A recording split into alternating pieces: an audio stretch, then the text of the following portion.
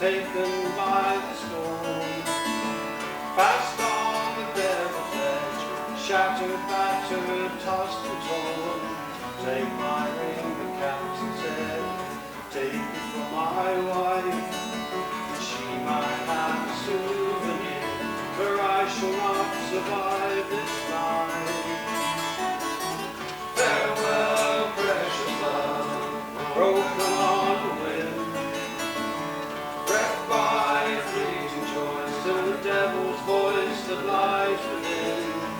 So I listen to the sea, timeless on the shore. Days of rage and days of peace, days when I regret it all. Farewell, souvenir, dying with the dawn. Hope flies in frightened eyes, pray to God to reach the shore. Overboard the captain ordered, swim to save your soul. With Susan Ashley driven wide, but Jacobs would not be denied.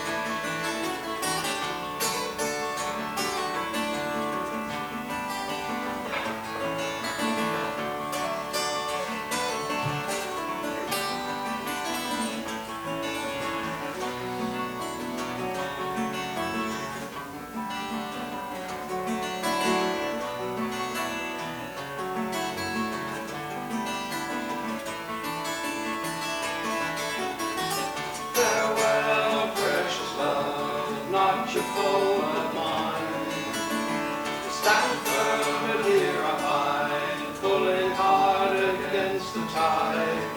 So I watch you on the cliff and see the storm clouds roll. Lost souls whisper on the wind, can I stand to see love fall? Farewell, souvenir, taken by the storm.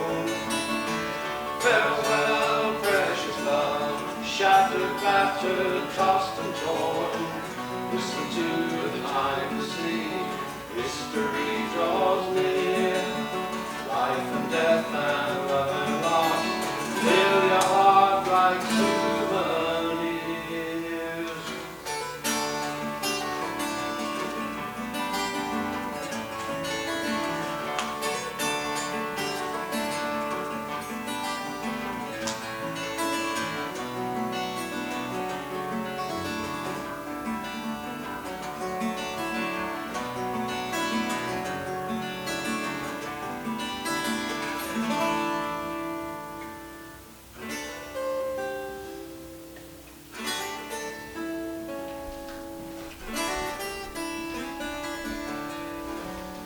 The three-masted wooden bark Souvenir was built in 1881. She was full 39 metres long, and though she was built for the transportation of goods, she was a thing of great beauty.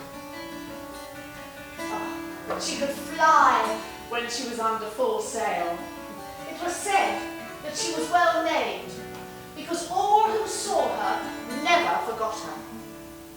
On the night of February the 4th, 1916, during a voyage from London to Lisbon, carrying a cargo of chalk, the beautiful Souvenir was caught in a great gale and got into difficulty off Atherfield Point, eventually coming ashore at Brook in the Isle of Wight. But the members of the Coast Guard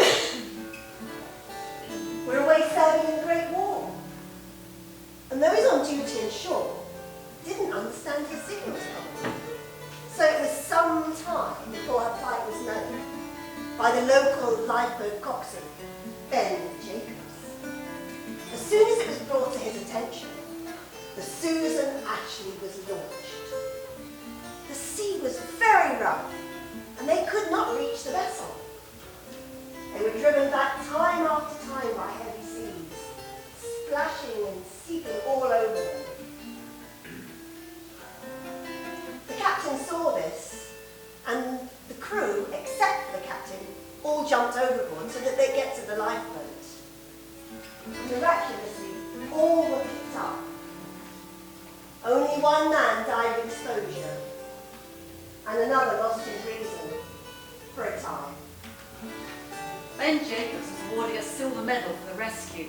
And soon after the rescue, the Souvenir was dashed to pieces on the shore, reduced to matchsticks.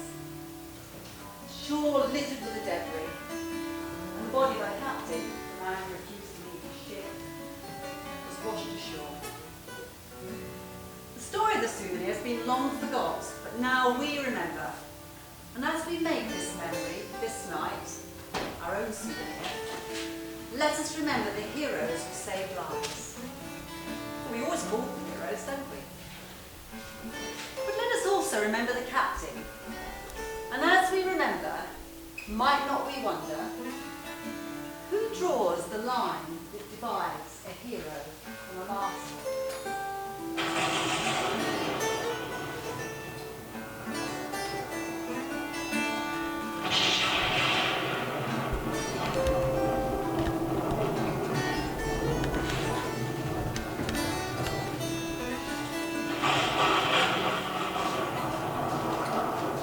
Any response?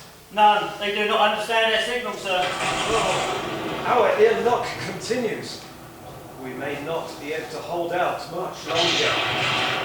Bring her round! Aye, sir. Box close up the whole bow, sir. Yes, I am aware, sailor. Hard starboard. Aye, sir. We're caught fast. What are your orders, sir? She'll break up. The storm's beaten us, skipper. You did our best, sir, but... My best. You think so?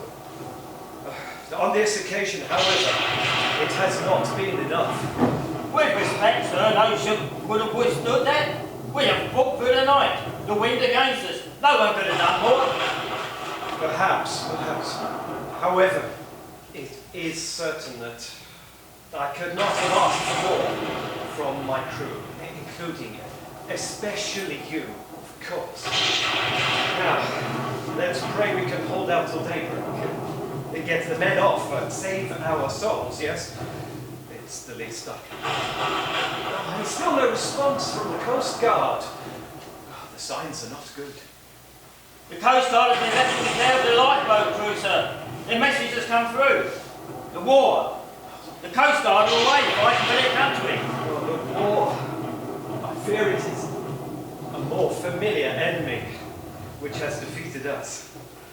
All right, we must fight our own battles now. And we shall hold out as long as we can. Daylight will assist the rescue, but we need a miracle. All right, send out the SOS once more. Prepare the flares, begin the procedures to abandon ship, and... Sir? Please, take this, take my ring, give it to my wife.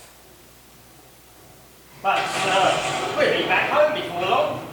That is my only concern, but you understand my position. But, sir, aye, Captain. God help us all, sir. Come on, emergency stations. Let's have you in position. We've got work to do.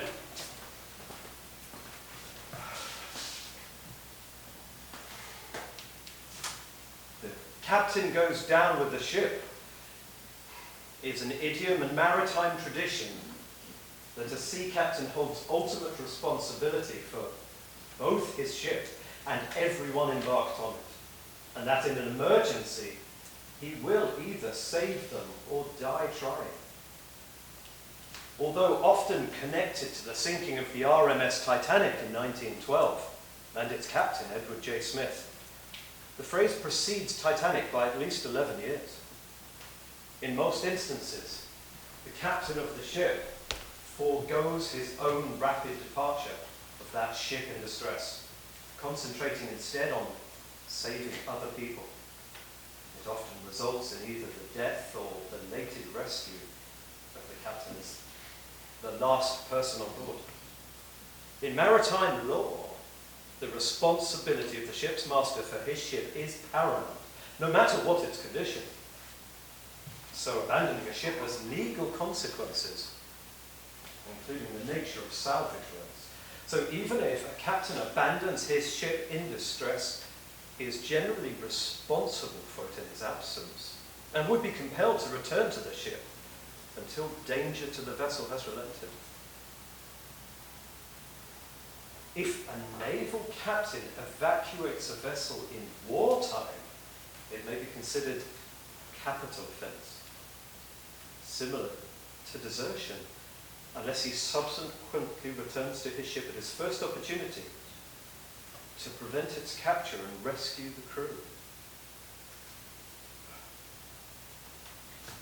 My choice, my decision. Should I worry about what people will think about me after? What are traditions? They have no status, do they? You are held before this tribunal, accused of breaking with tradition. No, I don't think so.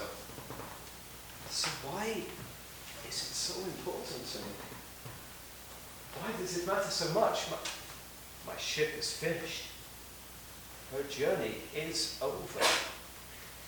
Oh, but we have shared so many miles together, come so far.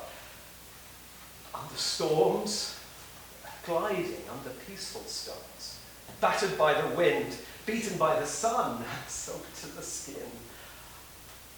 I feel the loss. No. I am responsible for the loss. But she's so close to my heart. She is my souvenir. How can I abandon her now?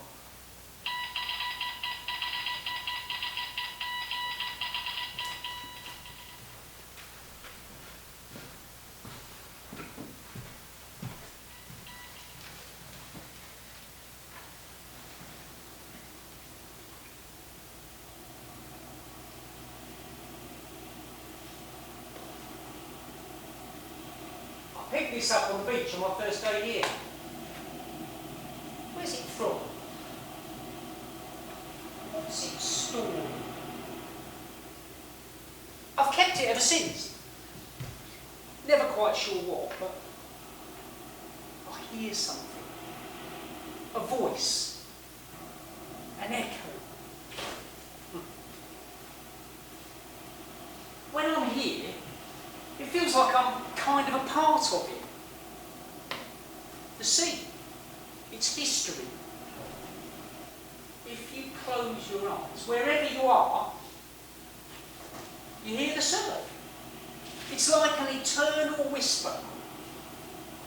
It's meant to be soothing, primeval, a reminder that we all came from the sea, didn't we? Yeah, right. So one day, a fish sort of stuck its nose out and thought, looks all right over there on that beach with them deck chairs. Yeah. And it's always wet in here. So what am I doing here? I'm off. Apparently. Well, like everything. It depends what you believe. Anyway, I come here every day and I listen. And sometimes it's not too soothing, is it? The sea can get angry. But we like that, don't we? As long as we're viewing it from a position of safety. Thing is, you can never tell what's under the surface, can you? Like here. You wouldn't believe how many ships have been wrecked just off the coast out there. Well, between Freshwater Bay and St Catherine's Lighthouse. There's about 50. They call it the back of the Wight. And if you're out in a sailing ship and the wind catches you, well, it's goodbye sailor. The cruel sea. But whatever mood it's in, the sea is definitely conducive to self-analysis. Or is it just this piece of wood? This piece of history? My souvenir? I'm still not sure how it happened or why it happened. What I did wrong what I'm doing here. But like they say, we always know, really, inside. So, yeah, maybe coming here, listening, hearing stories, the wrecks, just kind of helps. It's all down to me, I mean, I know that. She doesn't get it, Helen, or she doesn't want to. Just keeps coming back for more. Let's talk, she says, refusing to see, not listening. Sometimes, well, easy to point the finger, isn't it? Blaming everyone else. But really, it's all about you. Just you, you know? Owning it, facing up to it, knowing when to let go, making the choice. So I did, yeah, I bloody did. Only thing is, when you stop talking, you start hearing.